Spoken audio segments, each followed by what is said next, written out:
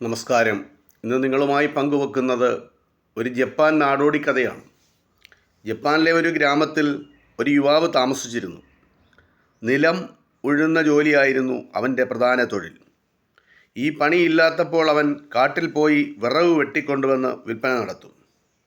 യാതൊരു മാറ്റവുമില്ലാതെ അവൻ്റെ ജീവിതം ഇങ്ങനെ പോയിക്കൊണ്ടിരുന്നു. ഒരു നാൾ അവൻ കാട്ടിൽ വിറക് വെട്ടാൻ പോയി.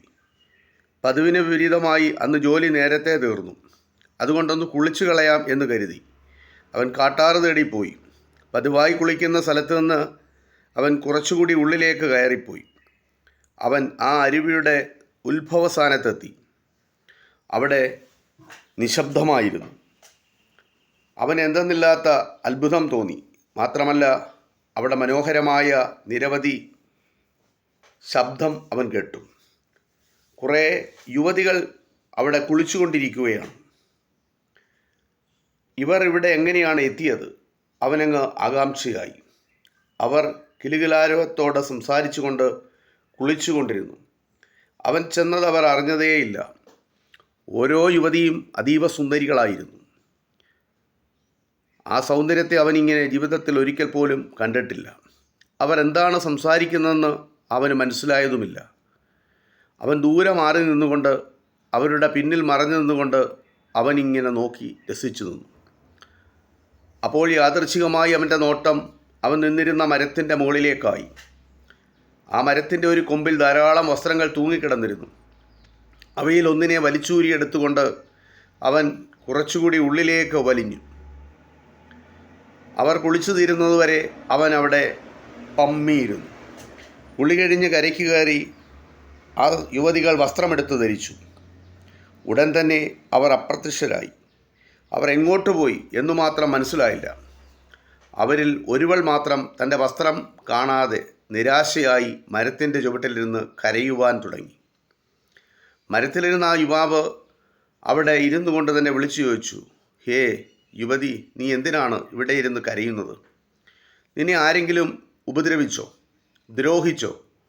ഇങ്ങനെ ചോദ്യങ്ങൾ അവൻ ചോദിച്ചു. ആ യുവതി അവിടെ ഇരുന്നു കൊണ്ട് പറഞ്ഞു, ഞാനൊരു അപ്സരസ്ത്രീയാണ്, ദേവലോകത്തു നിന്നും വന്നതാണ്.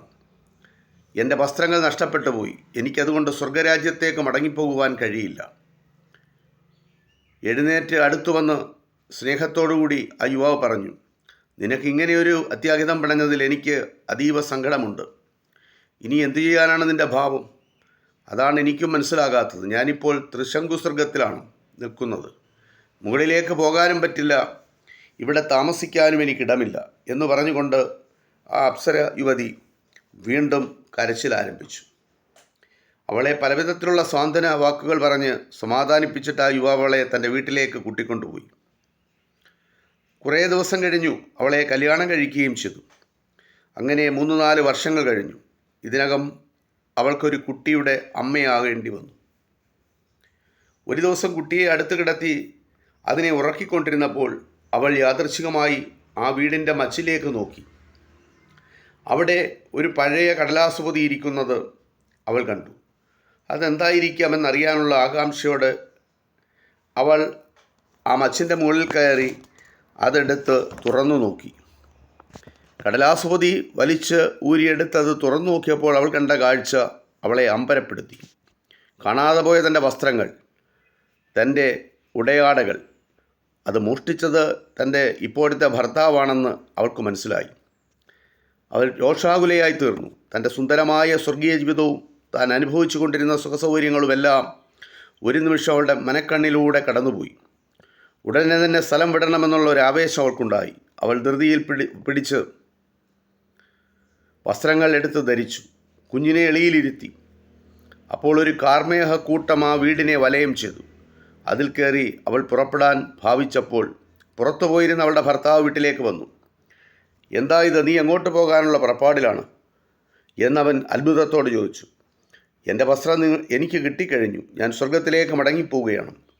ഇനി ഞാൻ ഈ ഭൂമിയിൽ താമസിക്കുവാൻ ആഗ്രഹിക്കുന്നില്ല.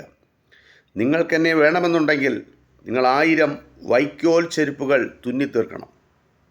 അപ്പോൾ നിങ്ങൾക്ക് സ്വർഗരാജ്യത്ത് പ്രവേശിക്കാം. ഇങ്ങനെ പറഞ്ഞിട്ട് അവൾ മേഘത്തിൽ കയറി സ്വർഗത്തിലേക്ക് പോയി. അവന് ദുഃഖം താങ്ങാനാവില്ല. എന്താണ് ചെയ്യേണ്ടത് അവന് മനസ്സിലായില്ല. എവിടെയെങ്കിലും കുത്തിയിരുന്ന് കരയണമെന്ന് അവന് തോന്നി. അവസാനം 1000 വൈക്കോൽ ചെരുപ്പുകൾ തുന്നാൻ തന്നെ അവൻ തീരുമാനിച്ചു.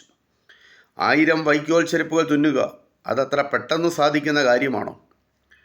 രാപകലില്ലാതെ അവൻ ചെരുപ്പ് തുന്നാൻ തുടങ്ങി. ചെരുപ്പുകളുടെ എണ്ണം വർദ്ധിക്കും തോറും അവന് ക്ഷീണവും നിരാശയും വർദ്ധിച്ചു തുടങ്ങി.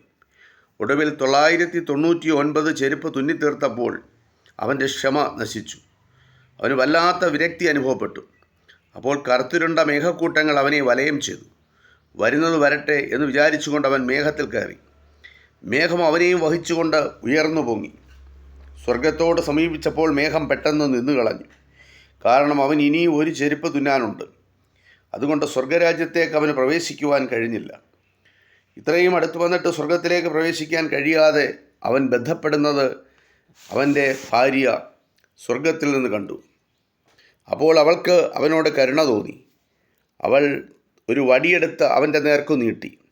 അവനതിൻ്റെ അറ്റത്ത് പിടിച്ചപ്പോൾ അവൾ ശക്തിപൂർവ്വം വലിച്ചവനെ സ്വർഗത്ത് എത്തിച്ചു. ഇങ്ങനെ അവൻ സ്വർഗലോകത്ത് വന്നെങ്കിലും ആ യുവതിയുടെ മാതാപിതാക്കൾക്ക് അവനെ ഇഷ്ടപ്പെട്ടില്ല. അവർ അവനെ കഠിനമായ ജോലികൾ ചെയ്യിച്ചു. പ്രയാസപ്പെട്ടാണെങ്കിലും അവൻ ആ ജോലികളെല്ലാം ചെയ്തു തീർത്തു. ഇങ്ങനെ കഴിയുമ്പോൾ അവൻ അവിടെ ഒരു തെറ്റ് ചെയ്തു. സ്വർഗലോകത്ത് ഒരു വലിയ മരമുണ്ട്. അതിലെ പഴം പറിച്ചു തിന്നുന്നത് കർശനമായി സ്വർഗലോകത്ത് നിരോധിച്ചിരിക്കുകയാണ്. ആ പഴം പറിച്ച് അതിനുള്ളിൽ നിന്ന് തിന്നാൻ ശ്രമിച്ചാൽ അതിൽ നിന്ന് ജലപ്രവാഹമുണ്ടാകും. അത് ആ സ്വർഗലോകത്ത് വസിക്കുന്ന എല്ലാവർക്കും അറിയാവുന്ന കാര്യമാണ്. ഈ ചെറുപ്പക്കാരൻ ഒരു ദിവസം അവന് ദാഹം സഹിക്കവയ്യാതായി. അവൻ ഈ നിരോധനം ലംഘിച്ച് ആ മരത്തിൽ നിന്നൊരു പഴം മുറിച്ചെടുത്തു. അത്ര തന്നെ, അവനത് ഭക്ഷിക്കാൻ തുടങ്ങുന്നതിന് മുമ്പ് അതിൽ നിന്ന് ജലപ്രവാഹം തുടങ്ങി. അവൻ സ്വർഗവാസിയല്ലല്ലോ. അതുകൊണ്ട് ആ പ്രവാഹത്തോടൊപ്പം അവൻ ഒലിച്ച് ഭൂമിയിലേക്ക് താഴെ വീണ്ടും വന്നു. ഈ കഥ ഇത്രമാത്രം. നന്ദി, നമസ്കാരം.